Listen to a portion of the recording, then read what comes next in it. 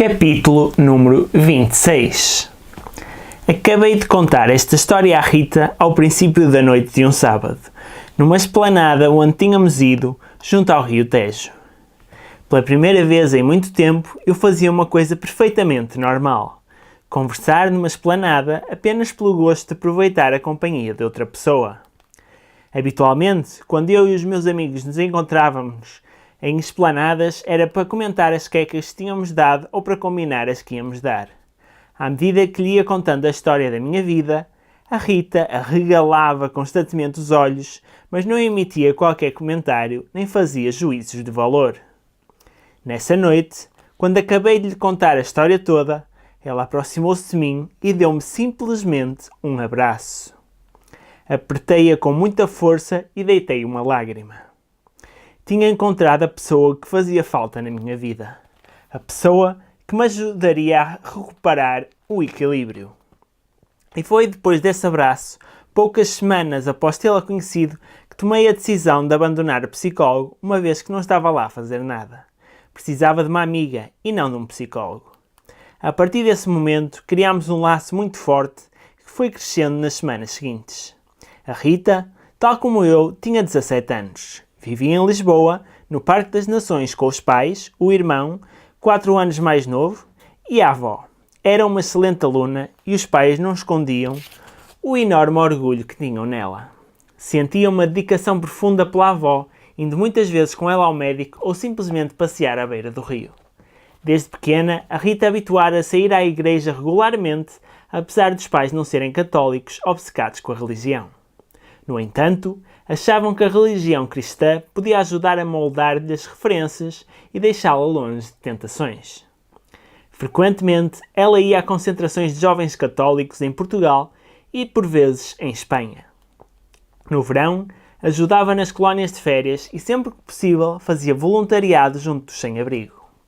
Ela era genuinamente boa pessoa. Comecei a jantar em casa da Rita vários dias por semana. Assim que saía do colégio, seguia para Lisboa de comboio. Poder aproveitar a normalidade da relação dela com os pais ia-me limpando todo o meu passado e dava-me uma sensação de calma de que eu desesperadamente precisava. Quanto menos tempo passasse mergulhada na disfuncionalidade da minha realidade, tanto melhor. À mesa, os pais dela tinham conversas carregadas de afeto, faziam perguntas e demonstravam realmente interesse naquilo que fazíamos. Ao mesmo tempo, gostavam de nos sensibilizar para a arte, sugerindo-nos exposições, filmes e concertos. Estava a ser exposta a uma nova realidade, à qual não teria grande dificuldade em adaptar-me. Os pais dela adoravam-me, mas no fundo sentia-me culpabilizada. Sentia que estava a mentir-lhes, ou pelo menos a ocultar-lhes um segredo tenebroso. Se eles soubessem tudo o que já tinha feito, jamais deixariam que eu me desse com a filha. Mas a verdade é que eu não podia perder aquela segunda oportunidade de vida. De mim nunca saberiam de nada, e da Rita também não, porque inconscientemente ela queria viver tudo aquilo a que sentia ter direito, e precisava de mim para materializar esse desejo oculto. Na altura em que eu e o Bernardo éramos gurus do sexo, no colégio, depois de termos descoberto sexo oral com altoides, tinha dado conselhos a muitas raparigas, algumas com 10, 11 anos, para quem o sexo ainda era uma coisa muito difusa, mas com uma enorme vontade de experimentar.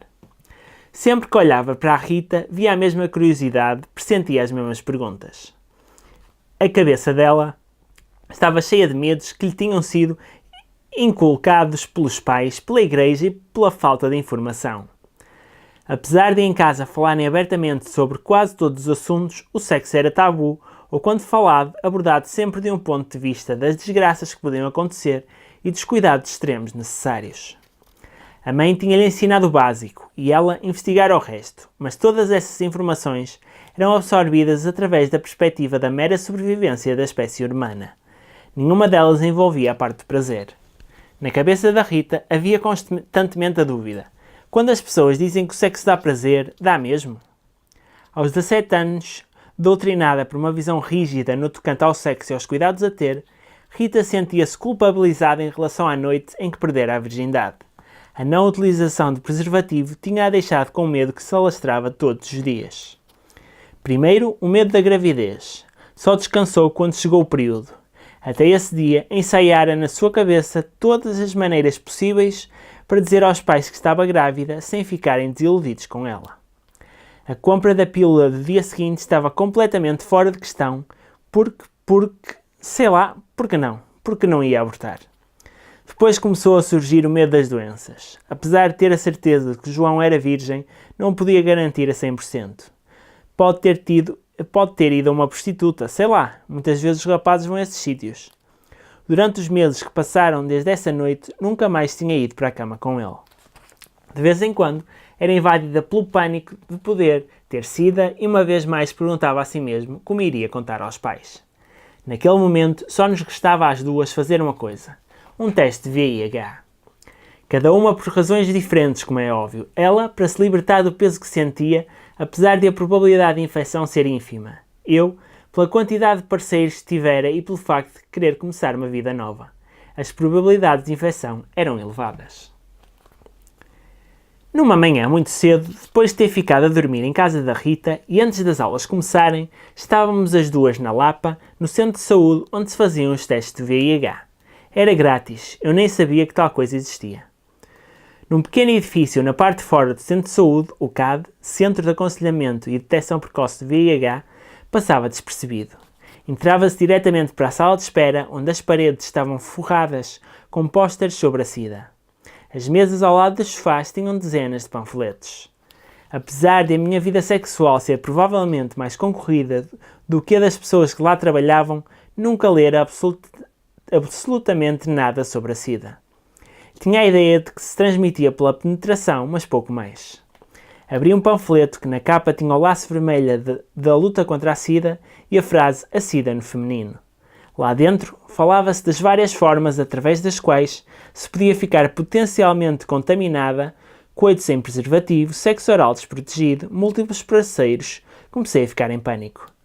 Desde os 14 anos que eu tinha praticado quase todos os comportamentos de risco.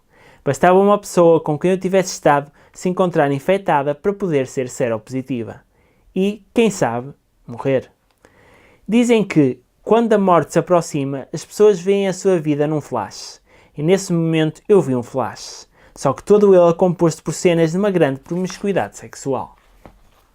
Entrei em pânico porque quase todas as pessoas com quem estivera tinham comportamentos de risco tão perigosos como os meus.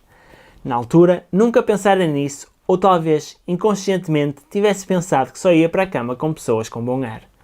Como se isso fosse indicador de não estar infectada pelo VIH. O centro estava praticamente vazio, tirando eu e a Rita. Chamaram-me logo e entrei para uma sala ao fundo de um corredor. À minha frente encontrava-se uma psicóloga. De forma muito simpática e nada crítica, tentou perceber o meu tipo de comportamento sexual. Quantas pessoas já não terão estado nesta mesma sala, nesta mesma cadeira, a serem informadas que tinham SIDA? Qual terá sido a reação delas? Como terão reagido as pessoas à sua volta? Estas perguntas não saíam da minha cabeça. Provavelmente para tentar minimizar o choque, caso eu fosse seropositiva. Acabei por lhe contar uma versão muito resumida da minha atividade sexual. Não pestanejou, não fez nenhum gesto reprovador. Deu-me 2 panfletos e pediu-me que os lesse em casa. Imaginei que por aquela sala passassem todos os dias dezenas de histórias semelhantes à minha. Eu via o que os meus amigos e o que os amigos dos meus amigos faziam. Aquele estilo de vida não era única e exclusivamente meu. Em seguida chamou uma enfermeira. Comigo deitada, ela puxou a manga do braço direito para cima, espetou uma agulha e começou a tirar sangue. Sabia que a partir daquele momento o meu futuro estava traçado. Até me terem tirado sangue, podia ir-me embora e nunca saberia se estava infectada. Mas depois de o sangue estar fora do meu corpo, não havia mais nada a fazer. Mesmo que optasse por não ir buscar os resultados, sabia que eles existiam e podiam indicar estar com SIDA. Saí da sala, deram-me um número para manter a minha confidencialidade no dia em que fosse buscar os resultados e fui para a sala de espera. A Rita entrou a seguir. Enquanto esperei por ela, vi dezenas de pessoas com a minha idade, algumas bem mais novas, que entretanto chegavam para fazer testes. Durante a semana em que fui obrigada a esperar pelos resultados, andei sempre tão nervosa que no colégio mal conseguia falar. As aulas tinham começado poucos dias antes e eu encontrava-me totalmente anestesiada. e evitei falar com a maioria dos meus amigos porque me faziam lembrar todas as relações desprotegidas que tivera com eles. Estará infectado? Pode ter-me transmitido o vírus? Estava no 12º ano. Depois de tudo o que se passara durante o verão, eu sentia-me muito velha, tinha a impressão de ter a idade das professoras. Olhava para as alunas dos anos abaixo como se entre nós existisse um século de diferença. Contudo, vi em todas elas a mesma vontade de saber coisas e de as experimentar. Sempre que passava por um grupo de raparigas do 7º ano, o sexo era a conversa preferida. Várias vezes pensei chegar ao pé delas e contar o que tinha acontecido comigo, a fim de as sensibilizar para os problemas que o sexo pode provocar naquela idade. Mas de certeza que olhariam para mim com o ar de quem sabe tudo, quem não precisa de conselhos e como se eu fosse uma velha chata. Optei por não me meter em assuntos onde não era chamada. Pelos vistos, eu era das poucas pessoas que não estavam interessadas em sexo. Na minha turma, grande parte das pessoas já tinha ido para a cama ou estava em vias disso. Os números tinham aumentado de forma drástica desde o ano anterior, em praticamente todos os anos letivos. Nas turmas do 12º ano, sentia-se claramente uma diferença entre dois grupos, os veteranos e os novatos. Eu e grande parte dos meus amigos fazia parte dos veteranos. Éramos quase velhos anciãos com vasto conhecimento e grande experiência sexual. Os novatos não queriam ir para a faculdade virgens e tinham como objetivo experimentar tudo antes de lá chegar. Entre os veteranos e os novatos havia um ponto em comum: mandar uma queca na FEMC. Ela era a atração principal, território novo ainda não explorado. Em pouco tempo, FEMC deixou de precisar que a mãe lhe enviasse erva dentro de ursos porque havia sempre algum rapaz que lhe dava, achando que assim estaria mais próximo de a ver nua. Não era só a mim que o verão tinha feito mal. Havia cada vez mais alunos a consumir erva e muitos gabavam-se das festas a que iam e onde consumiam coca. Festas surpresa, muitas vezes marcadas em cima da hora, com os convites enviados por SMS. Era precisamente desse ambiente que eu precisava de me afastar. Por isso, ao final do dia, e apesar de ser longe, eu ia de Carcavelos para Lisboa, gastando toda a minha mesada em táxis ou comboio para estar junto do meu pilar de moralidade. Ao mesmo tempo, porém, não me afastava deste ambiente porque a Rita queria que eu lhe contasse todas essas histórias do colégio. Mal o jantar acabava, fechávamos-nos no quarto para eu lhe fazer o relato do dia. Obviamente que havia muito mais a passar-se no colégio para além disto. Só que eu estava tão estressado com os resultados das análises que não tinha espaço para processar mais informações. Ao fim dos 5 dias úteis previstos, liguei para o CAD da Lapa onde me disseram que os resultados já estavam disponíveis. O meu coração parou e à minha volta vi tudo a desenrolar-se em câmara lenta. Mandei um SMS para a Rita e combinei com ela irmos lá perto do almoço. Não conseguiria estar no colégio uma tarde inteira sem saber os resultados. A hora combinada estava a chegar ao CAD. Lá dentro, sentada na sala de espera, a Rita mexia nervosamente num panfleto. Ela cumprimentou-me, mas nem me lembro de ter retribuído. Parecia-me não ter sangue no corpo. Naquele momento, desejava estar no lugar dela. Ao contrário de mim, as probabilidades da Rita estar infectada eram quase nulas. Apesar disso, também estava nervosa. Com quantas pessoas já fui para a cama? 10? 15? Não, 20? 25? Segundos após segundo, lembrava-me de mais um número, de mais um tipo que me podia ter contaminado. Não falámos uma com a outra. Ficámos sentadas de lado a lado, silenciosamente, enquanto esperámos que chamassem o nosso número. Cada minuto que passava e de cada vez que o meu número não era chamado, o meu coração batia mais depressa. Pensei que se me livrasse daquela, nunca mais voltaria a fazer sexo, pelo menos sem preservativo. Chamaram o meu número. Fui percorrida por um arrepio de frio que me gelou. Caminhei pelo corredor como se não fosse eu que estivesse a comandar o corpo. Ele andava sozinho, sem o movimentar. As paredes iam apertando e debruçavam-se sobre mim. Entrei na sala, já lá estava a psicóloga. Notei que se encontrava preocupada. Obrigou-se a fazer um sorriso quando me cumprimentou. Dobrou um papel e meteu-o dentro de um envelope. Aquele só podia ser o resultado do meu exame. Se fosse negativo, porque é que precisaria de falar comigo? Bastaria a recepcionista entregar os resultados. Era assim que se fazia em todos os laboratórios de análises. Ali estava a ser diferente e devia haver uma razão. E eu sabia qual era. A psicóloga começou a falar comigo, mas o meu cérebro apenas estava receptivo a ouvir uma palavra. Lamento. No entanto, ela falava e não havia meio de a dizer. Durante uns minutos que já me pareciam milénios, falou sobre a mudança de hábitos sexuais, de como a SIDA já era uma doença crónica e pouco mortal.